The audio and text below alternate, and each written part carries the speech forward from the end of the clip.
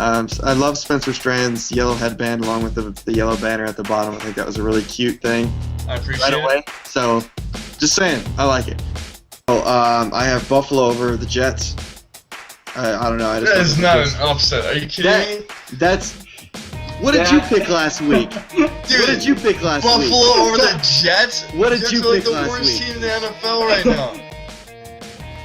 I can't believe I'm going to say this, but I have a little bit of man crush on Adrian Peterson. These are your hosts, Brock Malik, Spencer Strand. I am Travis Brzezinski, and this is the Cover 3 Show. This is the place where we promise not to berate Matt Schaub at his home. These are your hosts, Brock Malik, Spencer Strand. I am Travis Brzezinski, and this is the Cover 3 Show. Welcome, gentlemen. Welcome. In episode 5 of the Cover 3 Show, we will be giving our team power rankings. We'll be recapping Week 5's action. We'll also be giving our stats of the week. We'll also be doing contender-pretender AFC style this week, as well as previewing Week 6 action and giving our picks and predictions. Is there anything you guys have to say before we dive right in? No shout-outs this week. Let's get into that action. All right. Spencer wants some Live action, baby. Live action. Our team power rankings for this week, from 5 to 1. Let's start with Brock. All right, at number 5, I have Seattle. I think a lot of their weaknesses shown last week, and that's why they dropped in my power rankings. Number 4, Kansas City. I think that they're right there, but yeah, I just couldn't put them in that number 3 spot. In that number 3 spot, I have Indianapolis, who has 2 really good wins at this point over Seattle and San Francisco. Number 2, New Orleans. They're the real deal. With Sean Payton back, undefeated. Huge win on the road against a good Chicago team. And then still number 1 is Denver, for obvious reasons. All right. For number 5, I have Indy. For number 4, Kansas City. Number 3, Seattle. Still think they're one of the top tier teams in the league. Number 2, New Orleans, and Denver, obviously number 1. All right. Number 5, I have the undefeated Chiefs. Number 4, I have the Seattle Seahawks. Number 3, my endorsed Indianapolis Colts from last week. Yeah, that was you did. I want a little bit of props from you two after what you gave me that backlash. They are legit. I didn't give you any backlash. I picked them too. So. Oh, okay. Spence. Number 2. Number 2, I have New Orleans, and number 1, the King of the Hill, Denver Broncos. Awesome. So we pretty much all have the same top 5, just shuffled around a little bit. Shuffling. 3 through 4 or 3 through 5 kind of shuffle. All right. All right. Now let's recap some of Week 5 action. We had a lot of great games last week. We had that epic shootout in Dallas, as well as a key game, divisional game in Green Bay. So Brock, let's start at Lambeau Field and give us a recap of Detroit at Green Bay. It was a tough game. The Packers were able to move the ball pretty well, but were not able to finish drives, which is something they're going to need to change, especially, I'm sure, the next time they see Detroit and Calvin Johnson's back. But one thing that I really liked, I couldn't find anything that told me the last time it happened, but Green Bay ran it for more times than they threw it. And that's, I don't know, if you ever watch the Packers, that's pretty amazing. Eddie Lacy, 99 yards against a good defensive line, and 449 yards total offense for him. So the offense did good. The defense played really well with the Calvin Johnson-less Lions offense, but we just got to finish drives. Other than that, it's a really good win, good divisional win. So. How big of a factor do you think Calvin Johnson's absence was to the Detroit offense when you were watching on Sunday?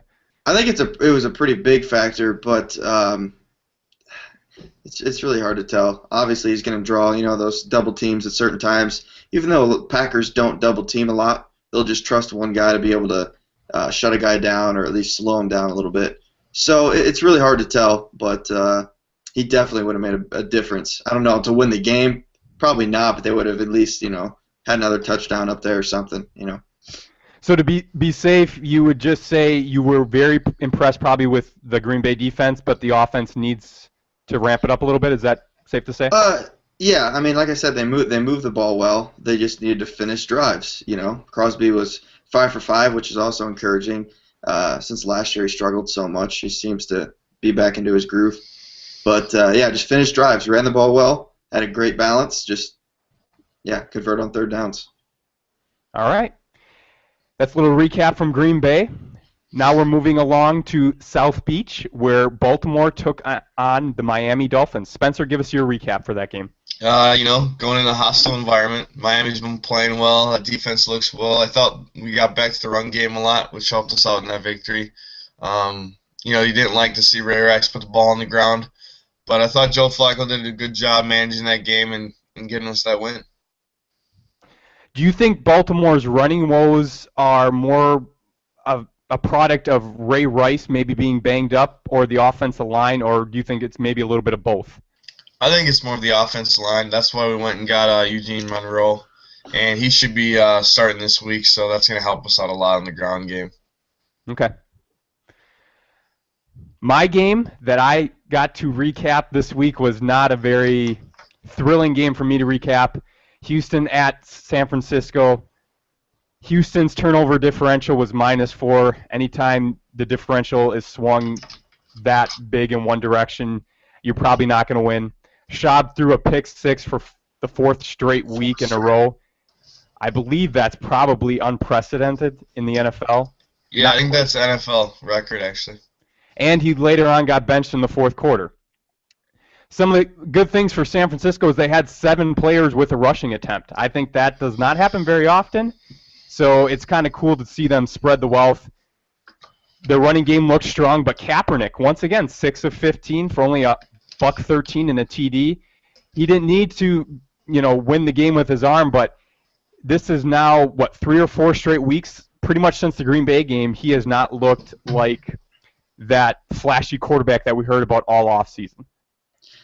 I was talking to some 49er fan, and he just kept bringing up the point he didn't have any targets to throw to. That's what a lot of 49ers fans are saying about why he's struggling, or whatever you'd like to call it. I don't know about all that. See, that might be a little bit of it, but he has dropped off so much.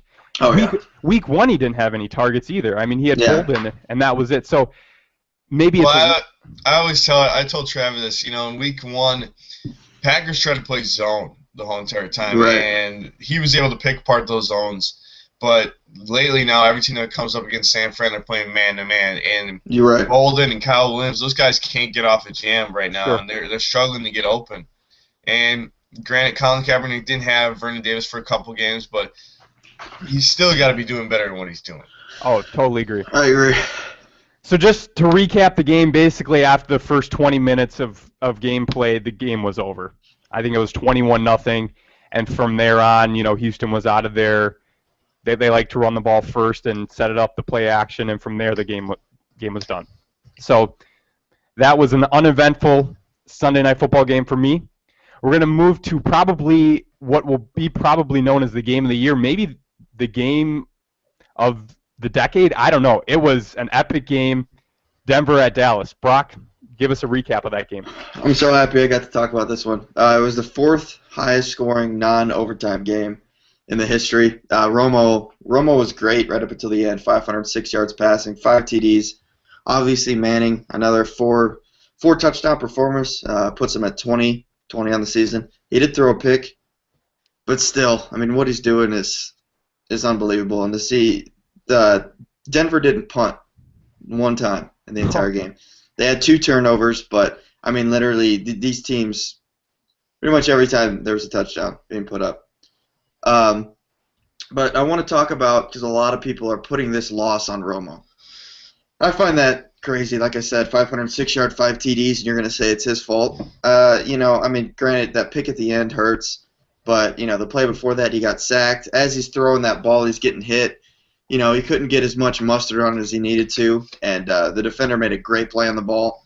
You can't put this loss on Tony Romo alone. Yeah, he may have had, obviously the turnover late hurts, but what more do you want the guy to do? I don't know. You can't put the ball in that situation. into triple coverage. You can't throw it. You can't make the Did throw. Did you see the play that the kid made? Yeah, I know, The but defender still, made- there was even of that. There's two guys right behind him too. It's just a tight window. You got the game. You're playing the toughest team in the NFL. You got to check it down. That You that can't ball force is that either situation. that ball is either incomplete or completed to a receiver 9 out of 10 times. I don't know. Unless that was Witten, that's the only way he's making that catch.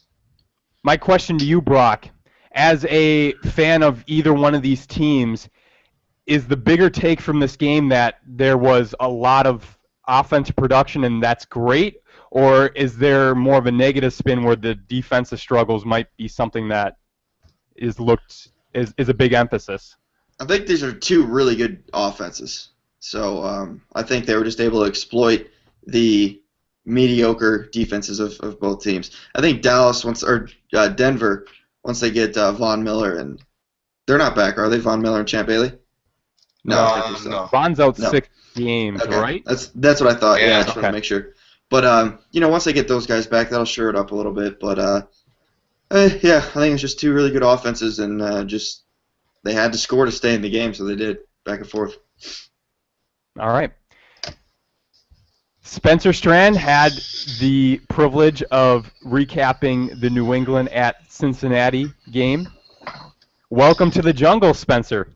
Yeah, it was a jungle out there. You know, New England had to struggle getting the ball, moving the ball anywhere. Really showed Tom's missing his guys. You know, he needs Gronk back. He needs some weapons out there. He's not going to be able to do that when you go up against a good caliber defense like Cincinnati. And I thought Cincinnati, you know, they played him tough. Tom had a chance at the end there, but they stood strong and got the W, I guess. Is it possible, in your opinion, that New England maybe isn't the second best team in the AFC?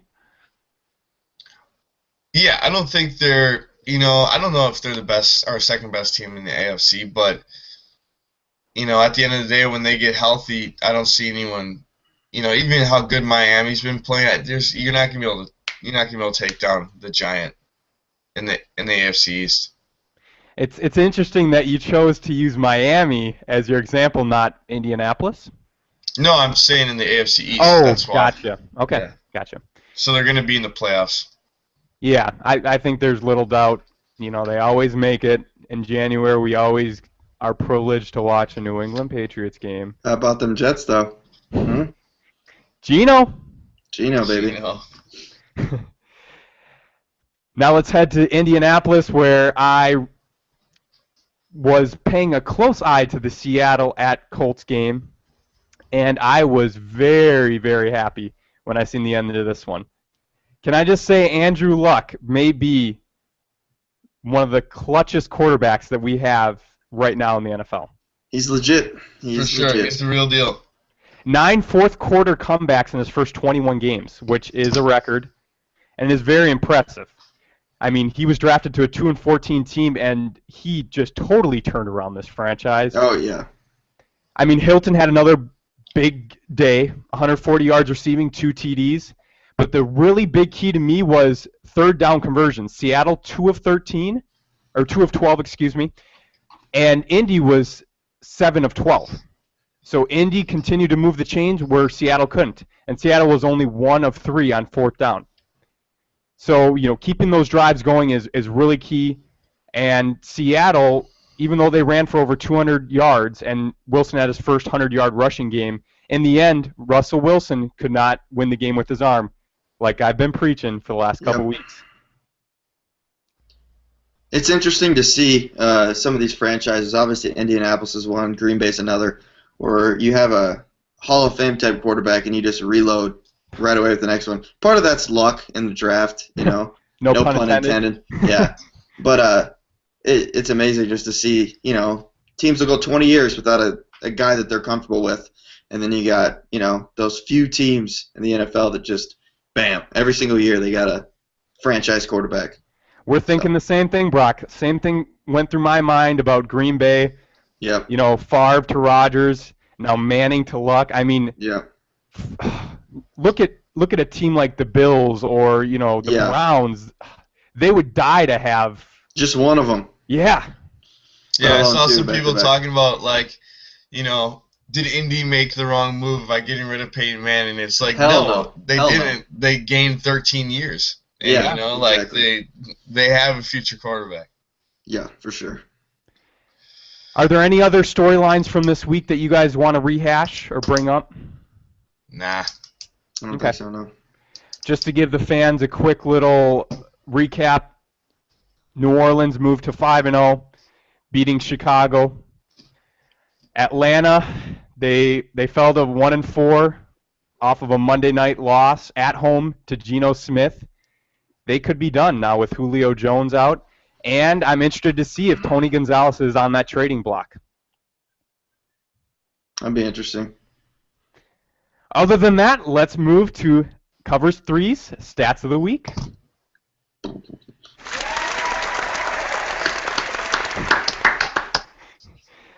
Spencer, would you like to start us off with your statistical expertise this week? You know, mine just comes from that New York Jets team. Something that really popped out in my mind was Geno Smith. You know, he's tied for most fourth quarter comebacks this year in the league. Wow. Very impressive. All right, mine's actually Geno Smith too. I just looked at the game. I think we were drawn to it just because none of us Right. really expected it. I was listening to some ESPN analysts, and they were like, "What are the chances the Jets have to win Monday night?" And he's like, "Well, they're going to show up to the stadium, so 1%." I mean, no one thought they were going to win. But Geno Smith, 16 for 20, 199 yards and 3 touchdowns in a huge, primetime game. He stepped up and led him to the win. Anytime you try to figure out the New York Jets, me rooting for them the past couple years, Are you going back? no. Bandwagon. No, your two teams this year are struggling. I Atlanta know. and Houston. I'm a terrible bandwagon jumper. Come I'll back just to say Green that. Bay. Come back to Green Bay. Okay. I might have to consider that. But my stat of the week this week, I have to go to New Orleans. Last year they had the worst defense in NFL history. They gave up a record 7,042 yards. This year they're on pace to give up almost 2,000 less yards than that.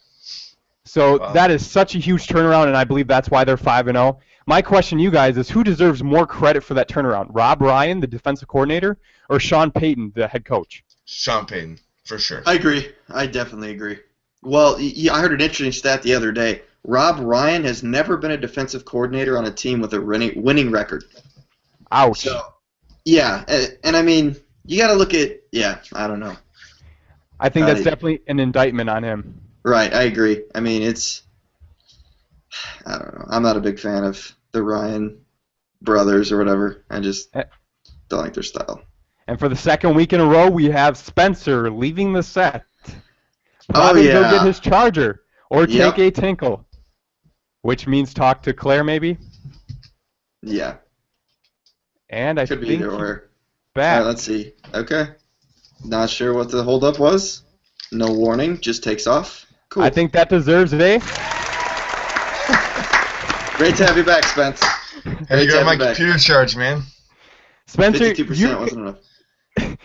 you kind of remind me a little bit of Miley Cyrus. Like you need to do little stunts or little things Yeah. to keep you in the headlines or keep you Yeah. relevant. Whoa, Trav. Take a step Miley- back before you call me out. I'm going to start calling you Miley. Are you a wrecking ball or? We're on national television right now, and if we weren't, you'd be in a lot of pain right now. I'll tell you that right now. Oh, that. All right, is let's move a on. threat. Contender, pretender. We ain't got all day. As Spencer wants us to move on, at his time, of course. Yeah. Let's go Whenever to he gets our up. our AFC edition of Contender Pretender this week. This week, our criteria is will these teams make the playoffs or not? Pretender, contender. So let's start with Miami. Brock, what do you think of Miami's shot of making the playoffs? Pretender, contender.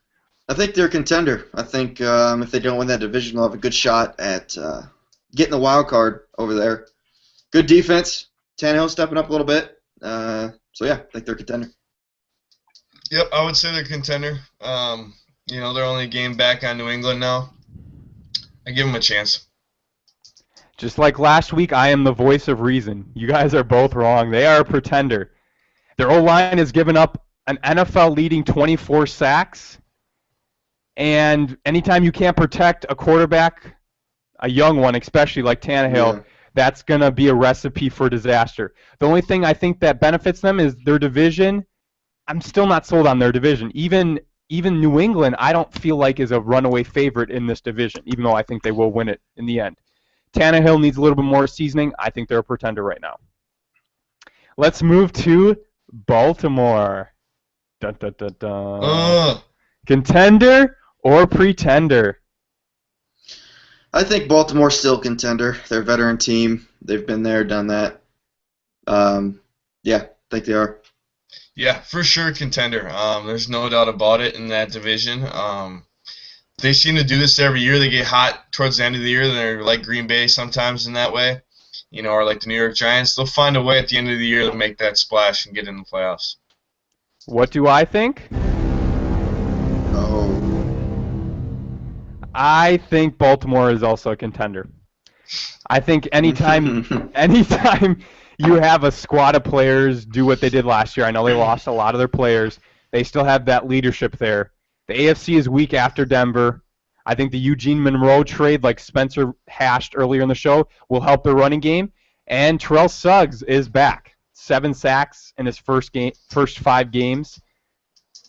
I think Baltimore's a contender. Let's check out their AFC North rival, the Cleveland Browns. I can't believe they're even on the list. I can't believe we're talking about this. Why are they even on the list? Oh, a little backlash from Mr. Strand. Yeah, I think the Browns are a pretender. They had a nice little run here, and they might win a few more games, but they're not going to be a playoff team. Pretender. They lost the only guy that gave them 3 wins. Without Hoyer, they got Whedon now. Not going to happen. Not going to happen. I as well wonder why Travis, quit that. I as well wonder why I put Cleveland on the show outline. They are We gotta have a pretender. some pretenders. We got to have some of them. Exactly. We have to have a little bit of both. Their quarterback situation is in question now with Hoyer being out. The running game has been awful. So, I mean, that accounts for their passing game, their running game. Their offense isn't going to be there. Their schedule is going to get rough. Detroit, Green Bay, Kansas City, Baltimore, and Cincinnati, their next 5. They could easily go 0-5 right there. So, I think Cleveland, you should enjoy your 3-2 start because it's going to get ugly. And let's finish up with our little AFC North contender-pretender section, and let's talk about Cincinnati. Contender or pretender? I think Cincinnati's a contender. They've got 2 pretty dang good wins over Green Bay and New England. Young, so they're going to drop a few ones that, like the one to Cleveland, where you're kind of shaking your head, but I think they'll have enough to get in. Yeah, I think they're a contender. I like Marvin Lewis. I like what he's been able to do. The thing is consistency with that team. Can they get on track? Dalton has not looked like the same Dalton in these last couple of weeks. So we'll see if they can get back on track with him and Green. Yeah, Dalton is definitely flirting with Flacco zone right now, early on in the year. Oh, wow. Wait, is that a Super Bowl ring? Because he's not even close.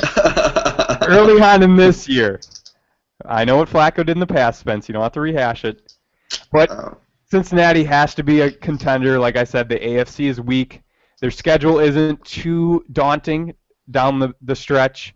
They have a talented squad. Their defense is top 10. But like you guys have said, Dalton needs to step up. And I don't know what to think of Dalton, really. If A.J. Green isn't there, I mean, he just does not look like a quarterback that can make plays. So he has to prove that to me personally. Nashville, Music City, my beautiful home. The beloved Titans, are they pretenders or contenders? I tell you what, I really like this team, especially when Jake Locker's back there. But not this year. They're a pretender. Hopefully next year, they can get over the hump and keep Locker healthy. But just this isn't their year. Yeah, I give them a chance. Now with Houston's season being pretty much over, in that division, I think they could catch. I think they're a game maybe back on Indianapolis. I like their team, but yeah, they have to get Locker back because Fitzpatrick's not going to get it done. But that defense has been the most surprising thing I think all year. They're playing real well. So lock in your prediction. You didn't give us a contender pretender. You kind of just danced around it. No, I said they're contender. Okay. All right. You never actually said that, but I said that right away. Just roll the you tape. said I'll give him a chance. You said Roll I'll give the him a tape. chance. Roll the We tape. will roll Yeah. the tape, and Spencer will be wrong, right, Mark Brock? the tapes. Yep. Mark the tapes. All right, let's get this going. I got class at 11. Whoa. So maybe you shouldn't walk off the set. All right, Trev. We're on air. Keep it going. Don't copy me. Tennessee, I hate to be the bearer of bad news in my beloved city, but they are a pretender. Because of Jake Locker's injury, it really derails the chemistry.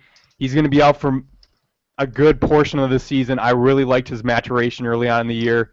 And their run game is still sputtering. Chris Johnson is only averaging 3.1 yards per attempt. They really need to get that going if they want to continue to stay in that wild card race. But their defense, hats off to Greg Williams and what he's done there with their defense. They were one of the worst defenses last year, and he's really turned them around. So, let's head to Houston. What are their playoff chances? Contender or pretender? I think they're a 0%. pretender. Yeah, I think they're a pretender for sure. Schaub's terrible. Yeah, they're bad. Their coach isn't even behind Schaub anymore. Definitely pretender. I mean, that they don't look like the same team on offense or on defense. I'd say pretender. This is one of those anomalies where if you looked at just the numbers, you would say, wow, this team is a Super Bowl team. They have the best statistical defense in the league by 30 yards per game. They're only giving up 260 yards a game, which is phenomenal, and only 134 passing yards a game, which is just mind-blowing through 5 games. They need to get that top 10 rushing attack back, or they need to keep it going with Foster and Ben Tate, but Schaub. It all comes down to Matt Schaub. Are we going to berate his house this week Possibly. again? It's a Possibly. possibility. But for me, Houston is still a contender because the AFC is weak after Denver. I'm not jumping off their bandwagon just yet. So that wraps up our contender or pretender AFC edition. Last week we gave the NFC. So that's what we think through the first 5 weeks of the season. Now let's head to week 6 and give our previews. The game of the week that everyone is keeping a close eye on is Green Bay at the defending Super Bowl champions, Baltimore Ravens house. We have enlisted our super fans, Brock Malik and Spencer Strand, to give us a preview of this game. This is the part of the show you guys have all been waiting for. Spencer, would you like to start? Sure. It's going to be a dogfight. It helps us out a lot with Clay Matthews not being in the lineup this week. But I look for Eugene Moreau to come in, make a big splash for us. We're going to try to establish that run early, maybe control the ball so we don't have to give it to that explosive offense. And then I look for that offensive line for Green Bay. Can they hold up with T. Sizzle and Doomerville on the other side? Rushing off the edges. We'll see what they can do. Should be a great game. We'll see.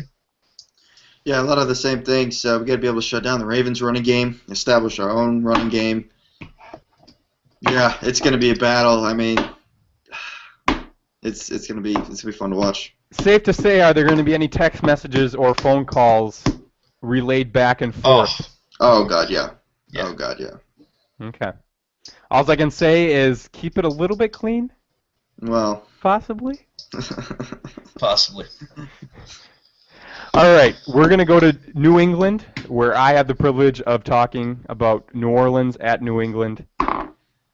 This is a big game. New England relies on their running game, 116 yards per game.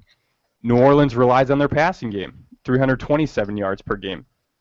So for me, the matchups to watch are Jimmy Graham versus New England's linebackers and defense, and Gronk, who is going to have his first game back against their defense. New England has not scored over 23 points more than once this year, and New Orleans hasn't allowed more than 18. So I think this will be a good matchup, and that's another really good game, yeah, for sure. We'll get to see where New England is in the AFC picture. All right, well, I got Detroit and Cleveland. Don't really see it as a game. I think that Detroit front is going to just, tear up the Cleveland Browns offensive line, and Whedon's going to have a tough time doing anything back there. All right, I have Washington and Dallas. Washington's coming off a bye week. They need to get things rolling. We'll see if RG3 is back to his old form, and we'll see if the Cowboys can rebound from a tough loss that, people didn't expect them to be in that game at all, and they were at least in the game. So we'll see how they bounce back from that. Yeah, definitely. We'll see if Dallas can, make a splash in this game. Sorry about that absence. I've been giving. Dude, you're like glowing right now. I've been giving Spencer a lot of flack. I just missed the UPS guy. The wifey might not be so happy. Those are her skincare products. Oh no! Not on national television, Travis. I love how Spencer thinks we're on national television. I love that. For me, I'm gonna preview the Monday night matchup where Andrew Luck makes his Monday Night Football debut. Indianapolis. How to adjust with Bradshaw being out for the year? Trent Richardson's going to have to take a bigger role, and Donald Brown's going to have to step in and be that number 2 back. San Diego, they're one-dimensional offense. They're 21st in run, and it's all on Phillip Rivers. So the matchups for me to watch are Phillip Rivers versus Indy's number 6 pass defense, and Indianapolis's number 4 rush offense against San Diego's D. I want to see if San Diego can make Luck win this game. Overall, I've been very impressed with Phillip Rivers this year. He's passed for 400 3 out of his last 4 games. Very impressive. So, Brock, give us the segment of the show that you promised, a special treat this week. Oh God. Yeah. So we're just gonna go right into the standings. Travis had a mediocre week. We're closing the gap on Spence for sure. Travis is now 9-11 in the standings. Good week for me. I was able to create some distance from Travis and gain a little bit on Spencer. I'm now 11-9, and Spencer still a top dog. Hate to say it, but he's 13-7. So I'm only 2 games back, right on the heels. That feels great. Fantasy sleeper winner. I predicted Curley, wide receiver from the Jets. He had 14 points, so not bad. Spencer picked Jennings, running back for Oakland. He had 4 points. Not good, no. Yeah. And Travis had Danny Woodhead, 16 points, so Travis wins that. The bold prediction, I predicted Stafford would throw 2 picks in the loss to Green Bay. He threw 0. Spencer predicted Ray Rice would have 74. He predicted he'd have 150, but he had 74. But he had 2 touchdowns as well, so that kind of, And Travis predicted Jacksonville would have 3 touchdowns as a team. They had 2, so that's pretty close. Travis wins that one as well. And you know what the crowd thinks about that one. That was the surprise. So. All right, Trev, we got to do our picks quick because I got to leave in like 3 minutes. Okay, let's just get right to it. Week 6 picks and predictions. Green Bay at Baltimore. Give us your picks. Green Bay. Baltimore. Rapid fire. Who do you got, Trev? I'm taking Green Bay. Flacco's been slumping. The run game's been stagnant. Let's head to New England. New Orleans at New England. New England. New Orleans. I'm going with New Orleans. Gronk's impact is not felt in this game, and New Orleans' number 2 pass offense rolls on to 6-0. Oh. Let's go to Cleveland. Detroit at Cleveland. Detroit.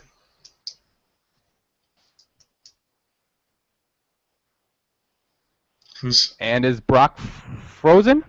It seems like it. All right. You Okay. guys there? Yeah. Yes. Detroit at Cleveland, Brock. Detroit. I'm going to go against you guys. Cleveland. Oh my gosh. It's a little bit of an upset. Whedon grows from the benching. He looked good in the second half of the last game. Cleveland relies on their D to halt Detroit. We don't know about Calvin Johnson's status. Cleveland wins. Washington at Dallas for the Sunday night cap. Who wins? Washington coming off a bye. I'm gonna take Dallas. I think at home they're gonna play well again. Washington wins. The bye week helps. RG's three. Okay. Robert Griffin's knee is getting better, and I think Morris has a big game. Your guys' upset picks of the week. I'm predicting Oakland over Kansas City. Oakland looked good last week, and Kansas City's the real deal, but it's time for them to lose. All right. Well, I'm gonna take Minnesota over Carolina with Matt Castle making his second start, getting the win. Okay. I'm going to take Pittsburgh over the Jets. The bye week is going to help Pittsburgh, and their offense looked better in London, so Pittsburgh finally gets that first win and beats down the Jets a little bit. Your guys' fantasy sleepers of the week, a segment that I have conquered so far. Yes, you have. You've been dominant. Leonard Hankerson, receiver for Washington. Obviously, we've seen there's holes in that Dallas defense, and I think he's going to have a big week. I'm going to take Matt Castle, stick right with that week, and I think he'll have a big week against Carolina, who hasn't looked very well. We should give Spencer a half a point for not talking about Baltimore in this segment, but there's still the bold prediction. I'm going with Cleveland's defense as my fantasy sleeper. They're a top 5 defense. Calvin Johnson's status is uncertain, even though Joe Hayden is going to do a good job on him if he does play, and they're playing in the pound. Our bold predictions of Week 6, Episode 5 are... Luck throws for 350 yards and 4 touchdowns and a win over San Diego. Love it. I'm going to take Ravens winning by 10, holding Green Bay under 21 points. We knew it was coming, folks. Matt Schaub throws for no TDs for the first time this year. All right, thanks, guys, for everything. I will talk to you later. Got to get to class. All right. Brock, I'd like to thank you for a great show this week. I'd like to thank you. Green Bay is going to win this week, and we are going to catch up with Spencer in these I tell you what, me and Spencer only have one pick that's the same this week, and it's Detroit over Cleveland. So I could either really fall or really gain here. We'll see. That has definitely been a little bit of a strategy of mine the last couple weeks. Let's see if it pans out. Once again, I'd like to thank whoever is watching this for watching. You can leave your comments, your likes or dislikes below. Also, give us some of your picks or predictions or your top 5. We definitely like to hear what you guys have to think. Once again, who needs man-to-man when you can choose cover 3? Have a good week.